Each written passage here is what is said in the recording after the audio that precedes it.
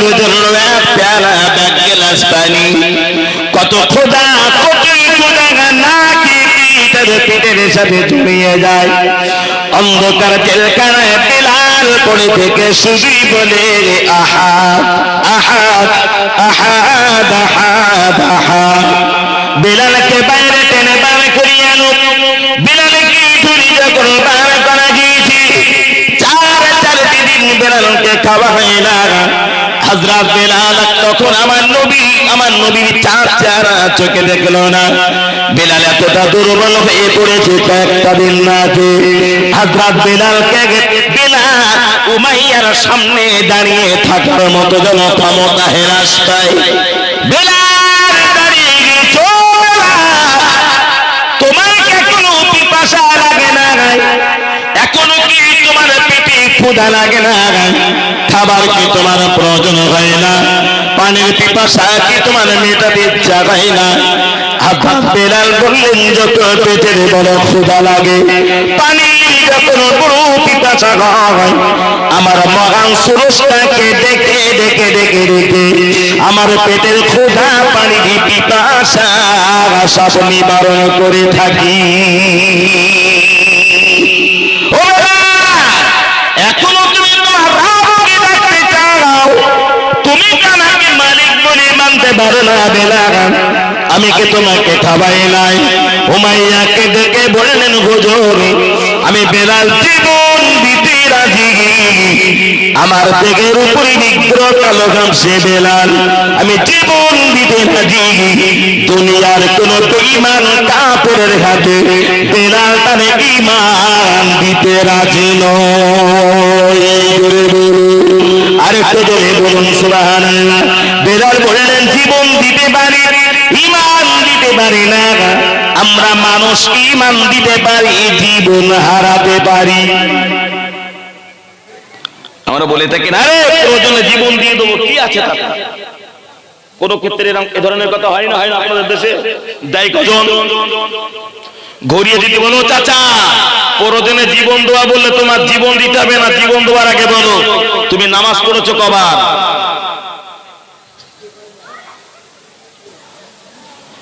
জীবন দিতে হবে না। তুমি কি মিথ্যা বলেছো? মিথ্যে বলো না তো। তোমাকে জীবন দিতে হবে না। মানুষের সাথে মুনাফিকি করো না তো। তোমাকে জীবন দিতে হবে না। তুমি চগলখুরি করো না তো। কে তোমাকে জীবন দিতে বললো? তোমার ভিতরে আখলাক নাই, আদর্শ নাই, সততা নাই, চরিত্র নাই, নামাজ নাই, কোরআন নাই, আমল নাই, পবিত্রতা নাই। কে তোমাকে বললো? কে মানে তোমার জীবন?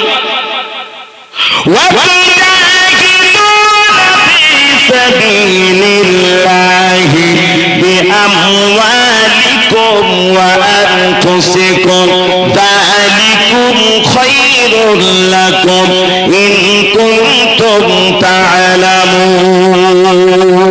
সুবহানাল্লাহ বলেন। আরেকটু জোরে বলেন সুবহানাল্লাহ। আল্লাহর দ্বীনের জন্য, ইসলামের জন্য তুমি তোর মাও দাও, অর্থ দাও, সম্পদ দাও, টাকা দাও, পয়সা দাও, প্রতিষ্ঠিত করিতে হয়। তোমার অর্থ, তোমার সম্পদ তুমি সব দিয়ে দাও। এতে যদি তোমার পক্ষে সম্ভব হয়ে যায়, আমি আল্লাহ বলে দিলাম, ও দুনিয়ার ইমানওয়ালারা, তোমার রবের জন্য প্রয়োজনে তোমাদের জীবন দিয়ে দাও। বিলাল বললেন, উমাইয়া জীবন দিতে পারি, ইমান দিতে পারি না। বিলালের কাছে ইমানের যত দাম, বিলালের কাছে ইমানের যত মান, বিলালের কাছে ইমানের যত মর্যাদা, বিলালের জীবনের যত দাম, তত মান, তত মর্যাদা না। তুমি জীবন নিতে চাও, ঈমান নিতে চাও, জীবন দিব। ঈমান, জোরে বলেন, জোরে বলেন, জোরে বলেন। ঈমান, ঈমান দেব না, জীবন দিতে পারি। উমাইয়া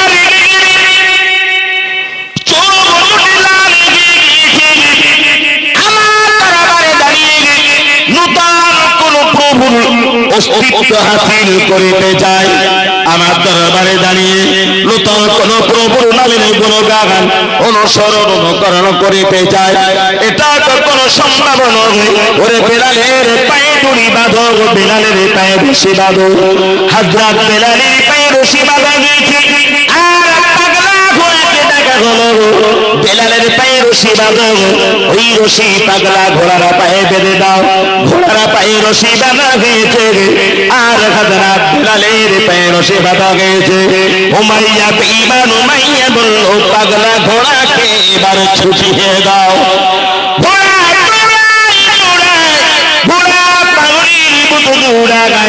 কখনো তপ্ত গরম বালু, কখনো গরম পাথর।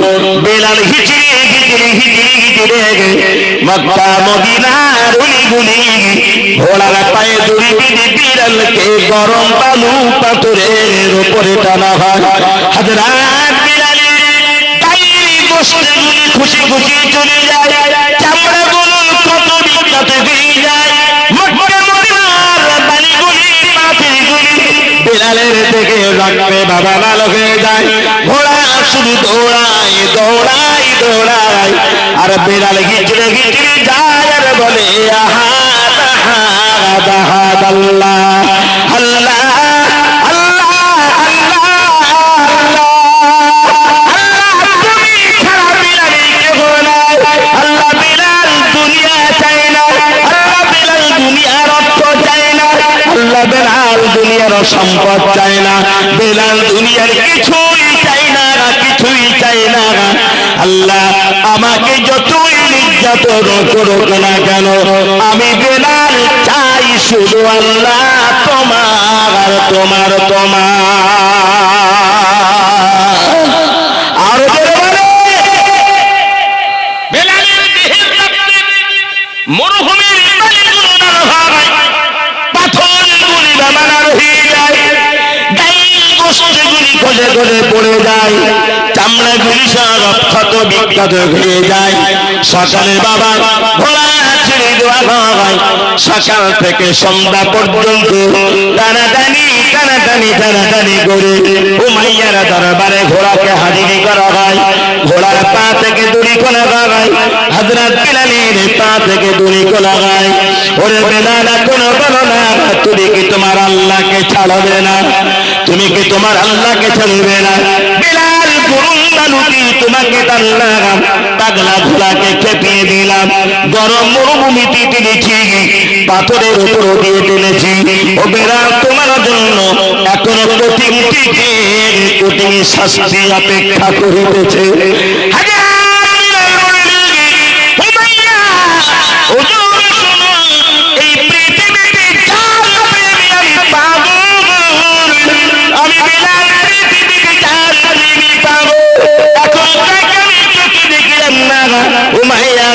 আমার নসিবে তার দিদার হলো না, তিনি লম্বা না বেঁটে না, তিনি কালো না পরিষ্কার না, তিনি মোটা না পাতলা না চিকন। আমি বেলাল কোনো চুকি দেখলাম না, এই দুনিয়াতে যার প্রেমে আমি পড়ে গিয়েছি, আর অন্য কেউ নাই, দুনিয়া অন্য কেউ নাই, তিনি হলেন আখিরি পয়গম্বর মুহাম্মাদুর রাসূলুল্লাহ। আরেকটু মহব্বত করে বলুন সুবহানাল্লাহ। এখন আমি আমার নবীকে চোখে দেখলাম না, নবীর জন্য আমার জান, নবীকে দেখলাম না, নবীর জন্য আমার প্রাণ, নবীকে দেখলাম না, শুধু আমার আল্লাহ জানি না জানি না জানি না কোথায় আছে সোনার নবী, আল্লাহ বেলাল জানি না কোথায় আছে আমিনার বেটা, আল্লাহ বেলাল জানি না কোথায় আছে মুহাম্মাদুর রাসূলুল্লাহ সাল্লাল্লাহু আলাইহি ওয়াসাল্লাম। আমি বেলাল কতক্ষণ পৃথিবীতে গো জানি না, আল্লাহ দুনিয়া দেখতে ভালো লাগে না, আর কিছুই দেখতে ভালো লাগে না, আল্লাহ ভালো লাগে না।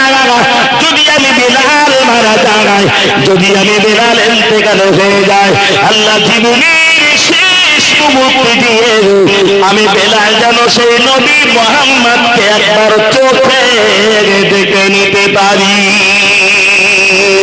আল্লাহ আমার নবী দেখলে কলিজা ঠান্ডা হবে, আমার নবীকে দেখলে আমার কলিজা ঠান্ডা হবে, নবী দেখলে আমার চোখ দুটো শীতল হয়ে যাবে। আল্লাহ আর কিছুই আমার ভালো লাগে না, কোথায় আমার নবী জানি না। বিলাল কারাগার আমার বন্দি করা হলো বাবা, জেলখানা থেকে দেওয়া হলো। বিলালকে যেখানে রাখা হলো, এক গ্লাস পানি নাই, একটু খাবার নাই। বিলালের সে অন্ধকার বাড়ির ভিতরে একটা বাতি জ্বালানো না। কি কষ্ট, বাতিও জ্বলে না, অন্ধকার ঘর। তামাম রাত চোখে ঘুম নাই। সারাদিন ঘোড়ার পায়ে রশি বেঁধে টেনেছে তামাম মক্কা শহরের, মক্কা মদিনার এরিয়া। দেহের কষ্ট, যন্ত্রণা, জ্বলন আছে না নাই? জোরে বলে, জোরে বলেন, আছে না নাই? এই জ্বলন, যন্ত্রণা, কঠিন কষ্টে এই দুটো চোখে কি ঘুম আসতে পারে বলে মনে হয়? হ্যাঁ, হযরত বেলাল আমার নবীর জন্য এতটা পাগল, দেহের জ্বালা, যন্ত্রণা, কষ্ট কিছুই তার অনুভব হচ্ছে না। শুধু একটাই উদ্দেশ্য, কখন আমি আমার নবীকে একবার চোখে দেখব।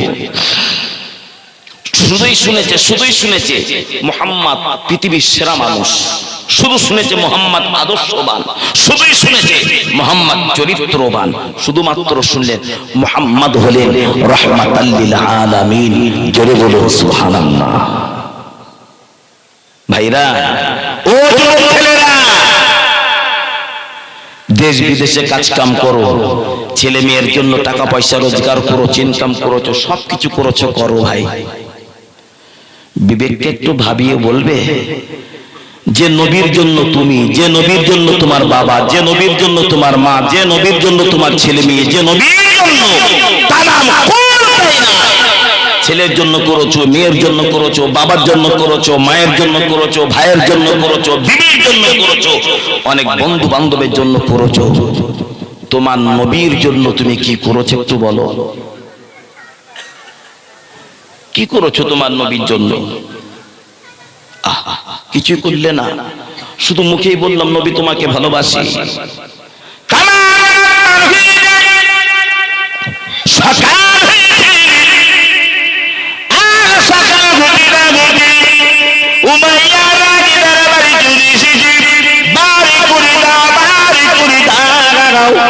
বেলালকে বার করে দাঁড়াও, এত কঠিন সাজা বেলালকে দেওয়া হলো। দেখি বেলালের কি অবস্থা। বেলালকে জেলখানা থেকে বাবা বার করা হয়, গোটা দেহটা রক্তাক্ত হয়ে আছে, ক্ষত বিক্ষত হয়ে আছে। বেলাল ধন্যবাদ দাঁড়িয়ে থাকতে পারে না, দেহের যন্ত্রণা, কত কষ্ট, কত জ্বালায়। বেলাল বেলাল বেলাল, এখনো তুই কি পারবি না তোর আল্লাহকে ছেড়ে দিতে? বেলাল, তুই কি পারবি না তুই মালিককে ছাড়িতে? তুই কি বেলাল পারবি না আমাকে মালিক বলে মানিতে?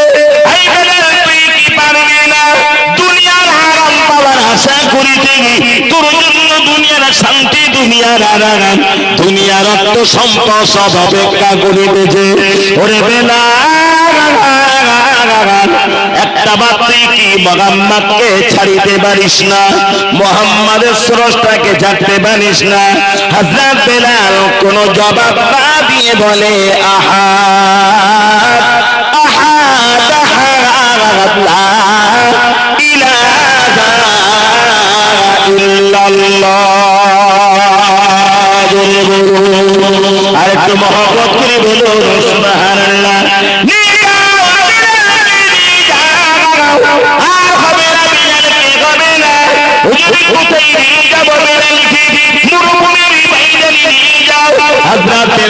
বাবা পায়ে দড়ি দিয়ে টেনে টেনে টেনে টেনে ফাঁকা মরুভূমির ময়দানে নিয়ে যাওয়া হয়। আর ময়দানে গরম পাথরের দোকানে হাজিরি করা হলো। দোকানে বাবা বড় বড় মোটা মোটা পাথর হাজিরি করে দিয়েছে। একটি পাথর বালুর উপরে বিছিয়ে দেওয়া হয়। উমাইয়া বলল, পাথরের উপরে বেলালকে উপর করে শোভিয়ে দাও। পাথরের উপর উপর করে সেই ডুবা গিয়েছে। বেলালের পিঠের উপর আরো পাথর চাপা দাও।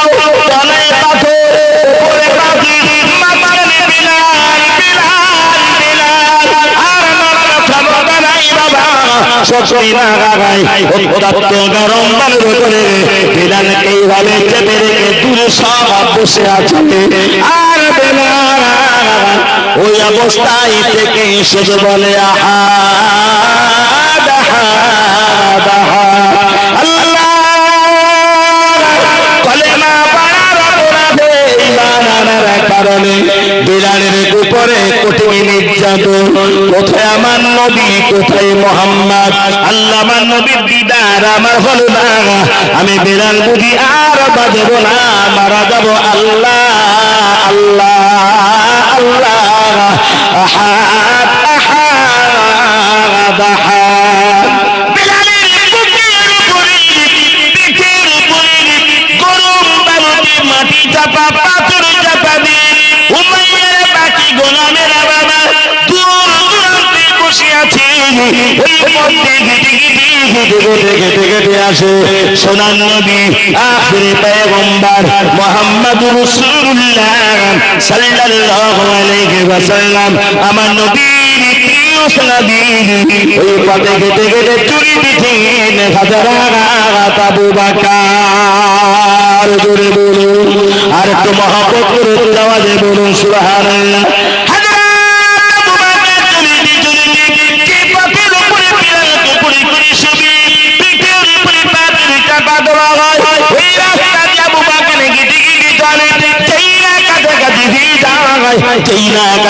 হয়ে যায় হযরত আবু বকর কানে আহাদ আহাদ আহাদ আহাদ লা ইলাহা ইল্লাল্লাহ লা ইলাহা ইল্লাল্লাহ লা ইলাহা ইল্লাল্লাহ বারবার আবু বকরের কানে শুনতে পায়